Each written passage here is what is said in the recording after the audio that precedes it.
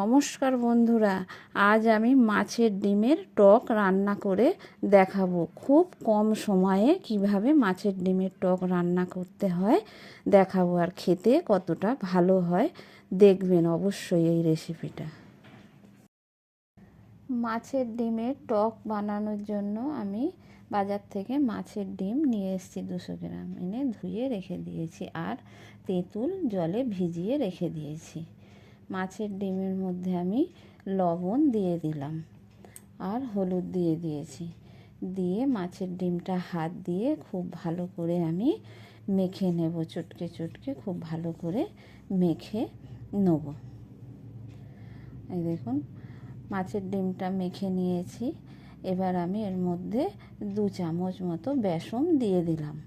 দিয়ে আবারও ভালো করে বেসনের সাথে ডিমটা মেখে নিতে হবে। খুব ভালো করে আমি বেসনটা ডিমের সাথে হাত দিয়ে মেখে নিচ্ছি। নিয়ে এবার আমি বড়াগুলো ভেজে নেব। কড়াইয়ে তেল গরম করতে দিয়ে দিয়েছি, তেল গরম হয়ে গেছে। এবার চামচ দিয়ে ছোট ছোট করে আমি তেলের মধ্যে বড়াগুলো ছেড়ে দিচ্ছি। বড়াগুলো ছেড়ে দিয়েছি, উল্টেও দিয়েছি। উল্টে পাল্টে খুব ভালোভাবে মাছের ডিমের বড়াগুলো ভেজে নিতে হবে। লাল লাল করে ভেজে তুলে নেব। মাছের ডিমের বড়া ভাজা হয়ে গেছে, তুলে নিয়েছি।